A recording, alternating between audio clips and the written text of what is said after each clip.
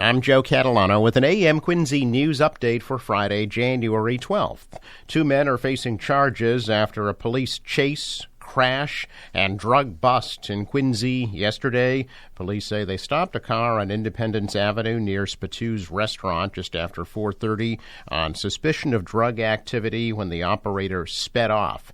Police came upon a crash a short time later at the Braintree Split, where the vehicle they had stopped rear-ended another vehicle.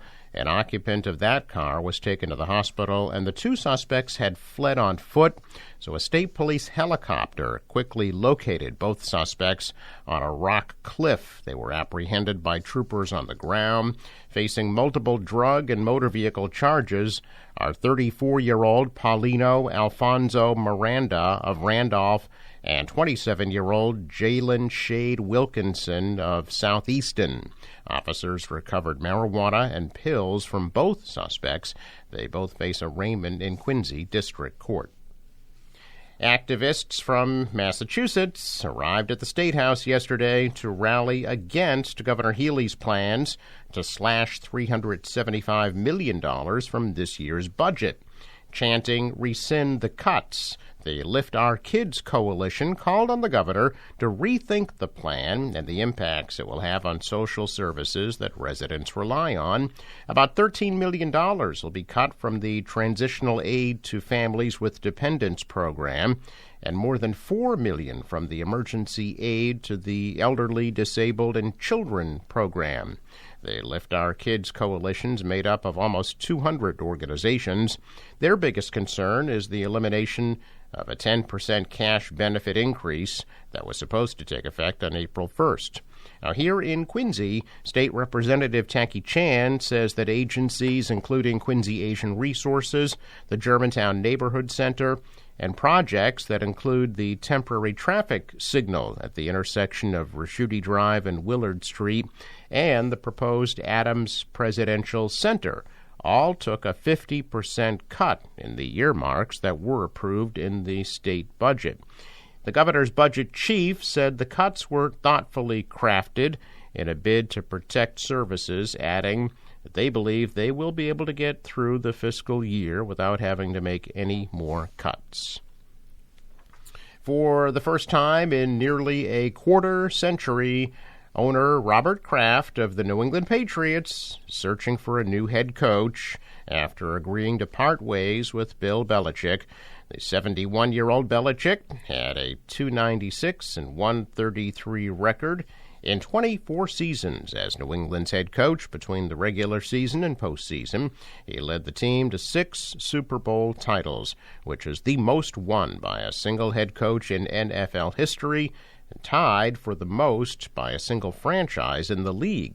His tenure, however, came to a formal end at noon yesterday when Belichick and Kraft together announced that they mutually agreed to split. Within minutes of reporting Belichick's departure, ESPN reported his sources said that Patriots linebackers coach Jerod Mayo is a candidate. 37-year-old Mayo played for the Patriots from 2008 to 2015 before becoming a coach in 2019.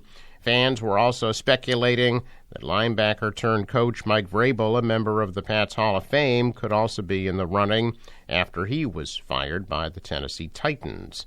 Vrabel won 3 Super Bowls as a New England linebacker and led Tennessee to 3 playoff appearances in 6 seasons, including a trip to the AFC Championship game in 2019 and 2020.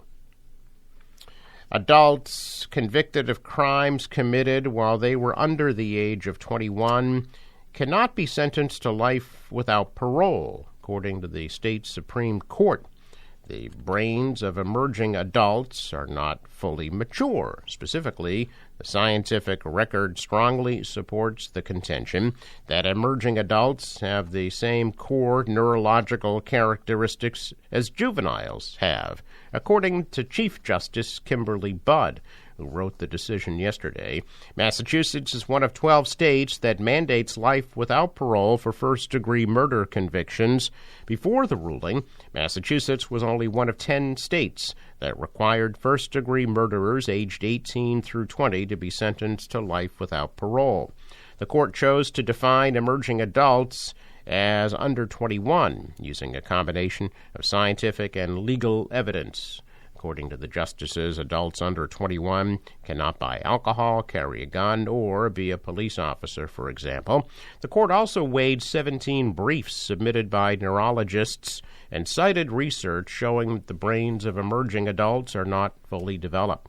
The decision outlined other state laws involving youth offenders. California extended youth parole eligibility to people who committed crimes under the age of 25. The Massachusetts decision also mentioned Colorado's and Wyoming's expanded parole eligibility to youthful offenders. The three dissenters on the High Court said the distinction should belong to the legislature. The Discover Boating New England Boat Show has docked at the Boston Convention and Exhibition Center in Boston. The center's been transformed into a boating playground covering more than 500,000 square feet, complete with the new Discover Boating Beach Club and indoor paddle pool.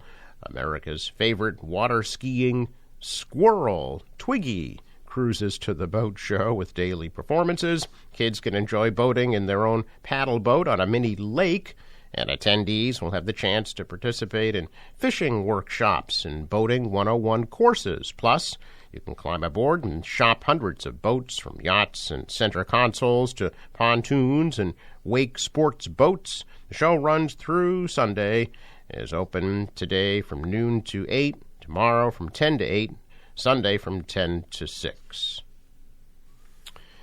A check of business news this morning, and stocks are mixed. The Dow is up 15 points, the Nasdaq up just a fraction, the S&P fell 3. World stocks were also mixed. The dollar was down, the euro rose, and oil at $72 a barrel. In sports, the Milwaukee Bucks beat the Celtics 135-102. Boston comes back home tomorrow night at 7 against Houston. And the Bruins lose out in Vegas 2-1. In overtime, they'll be in St. Louis tomorrow night at 8 o'clock. Forecast from the National Weather Service today: mostly sunny and pleasant with highs in the mid-40s. The rain arrives late tonight, lows in the mid-30s. Wind-driven rain through the midday hours tomorrow. Highs tomorrow in the upper 50s. Maybe some sunshine later in the day tomorrow, clearing out tomorrow night, leading to a partly sunny, windy Sunday, much colder. High Sunday only in the upper 30s. And for Monday, mostly sunny, high 33 degrees. For the boater today, waves about 2 feet. The west wind right now 5 to 10 knots, becomes southwest later today, and a high tide right after 11:30 this morning. Sunrise 7:11, set at 4:32. Traffic note: the Fore River Bridge scheduled to open today at 9 and 11:30 a.m. and Saturday at 3:30 p.m. I'm Joe Catalano with an AM Quincy news update for Friday, January 12th.